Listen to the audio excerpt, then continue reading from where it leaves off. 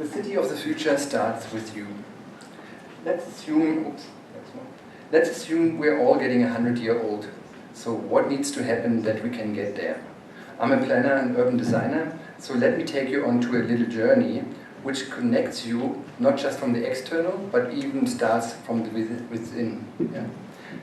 From a design perspective, we really look into the perception of the environment, looking into the human value on society scale and the quality of the environment which impacts on us and other people around us. So for example, when you look around yourself, to others in this room, and you always, or people in your family, you usually want to wish them well, you know, you want to see them happy and healthy, which is all great. But in order to accomplish a happy, fulfilling life, we need to have experiences that allow us in young age to make sense of the world. Quality experience which allow us to unfold creative potential, experiences of risk, and create resilience to cope with the hectic modern life around us. Building comfortable lives in some way and wealth that we can retire later and have a really long, healthy life. However, in part of our busy modern lives, we are actually increasingly ignoring some bigger pictures here, which I'd like to bring to your attention today. So one of them is, for example, on the global level, as you can see, our activity. Activity happens in cities around the planet quite lively, and in total we can say now we're actually more than 7 billion of us on the planet. And if everybody wants to have that Australian lifestyle, we probably need 5 Earths to sustain us.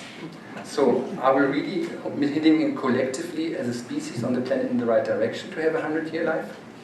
So just look at these statistics, you know. We know more than half of us actually are living now in cities. We know 70% of the GDP is generated by cities, which is great. They are really powerhouses. However, global energy consumption, 80% comes from cities. Global greenhouse gas emissions are produced by cities. World natural resources are consumed by cities by the majority, by 75%. And 75% actually global waste is produced by cities. What a wicked system that is. How can we control that? And actually the side effect is the next generation. Will they actually going to make it to 100? This is the question. We know evidence suggests that children today walk less than ever before in human history. What kind of experiences would they have in all these urban systems? We know overweight, obesity rates and physical activity rates are increasingly high in this country.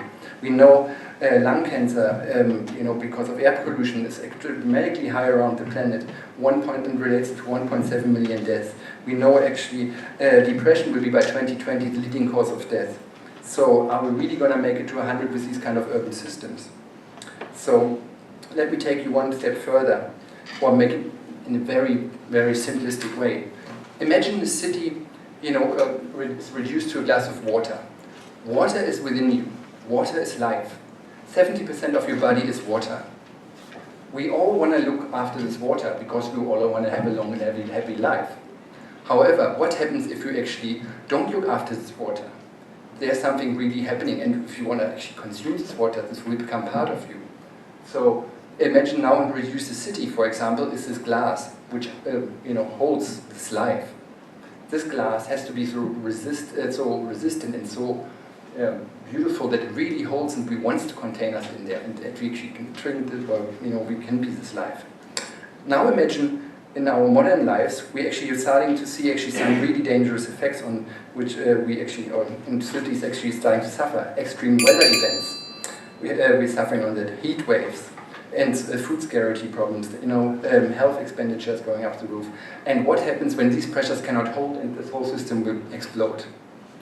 These fragmented systems not going to provide for us really if we want to live to a 100-year life. So when you look to it, it really comes down to you. What we need is a collective realization that if you want to live to a 100-year life, the journey really starts within you. We designed 6 principles which are a human rights-based approach in urban design. If we follow these 6 principles, starting from public spaces and spaces, having a right to good quality experience where you can laugh in cities, right to diversity and where we can trust in cities, a right of where we can actually have time to engage in a meaningful way with other people around us, and having a right of movement without compromising others in getting safely around. Think about children walking around in the city healthy. And we really literally need to tackle these kind of things, and if you follow these principles, you can be literally embracing it. We are all designers of the future that shaping in the here and now. Thank you.